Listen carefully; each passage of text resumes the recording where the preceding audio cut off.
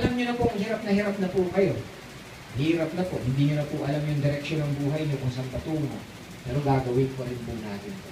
Kung kayo po yung nahihirapan, mas nahihirapan po ang Panginoon. Kung kayo po ay napapagod na, alam po ng Panginoon, nararamdaman po ng Panginoon yung ating mga nararamdaman. Tandaan niyo po yun. Huwag po tayong i-give up. Amen. Never give up. Yes. Maging dahilan po tayo na para to bring out the best sa isang tao, not the worst sa isang tao. Each and every day, maging blessing po tayo sa iba. Yun po ang utos ng Panginoon po talaga. Yung pag-ibig po talaga. Alam niyo po, kahit po sinasabi natin, sabing gano'n, di ba? Pag wala kang pananampalataya, sabing gano'n sa Acts, di ba? Sabing gano'n na ang pananampalataya ang makakapagligtas sa atin. Totoo naman po yun, pero sinabi rin po, wag po natin kalilimutan, sinabi po ni Pablo sa kanyang kasulatan sa unang Korinto sa 13.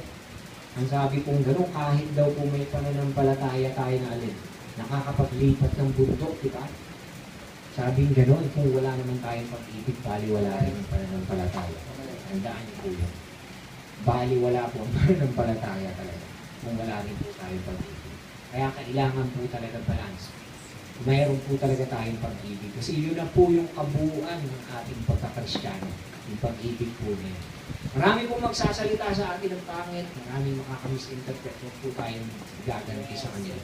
Hayaan po natin sila.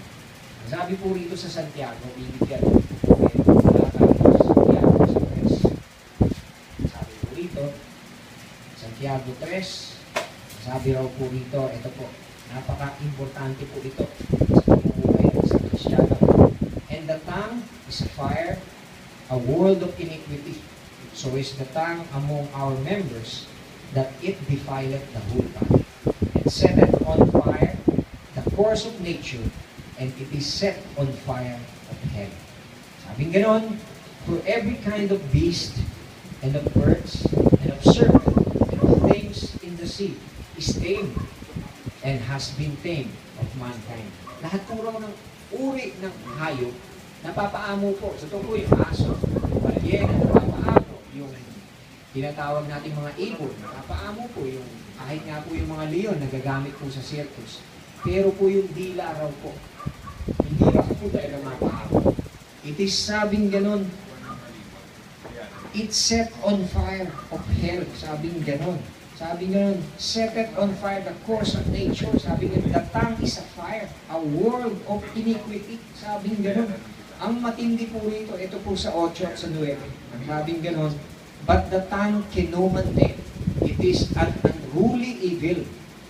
Ang tawag po sa dila, it is an unruly evil full of deadly poison. Yung nakakalason po. Ang sabing gano'n dito, therewith bless we God, even the Father, and therewith curse we men, which are made after the similitude of God. Sabi rin ganon, ginagamit daw po natin sa pagpuri sa Panginoon ng ating dila, at minsan gagamitin din po natin nabing ganon para i-curse natin ang ating kapwa-tao. Huwag daw pong masusumpungan sa atin yun. Kasi po tayo po'y lingkod ng Diyos. Handa po tayong batain, handa po tayong tanggapin, handa po nating tanggapin yung kanilang pang-iinsulto, kanilang masasakit na salita. Yun po ang handa po natin. Ito po yung pinasok natin. Ito po talaga yun. Kung meron pa pong masakit, hiniin pa po natin, sige pa. Bring it on. Kung ano pa yung mas masaya, yan lang ba yun? Para kung ganun-ganun po. Hindi ko po sinasabing literal, pero it's like that. Ang ating pinasok po talaga. Ang dila po raw natin, ito kasi, ang masama raw po kasi lalo po magpapakasama sa huling araw. Ayon po sa Revelation po, sa pauling-uling chapter ng Revelation, at gayon din po sa Daniel. Ang sabi po rin sa Daniel 12, ang masama raw po ay lalong magpapakasama. Ngunit ang mabubuti ay lalong magpapakasama.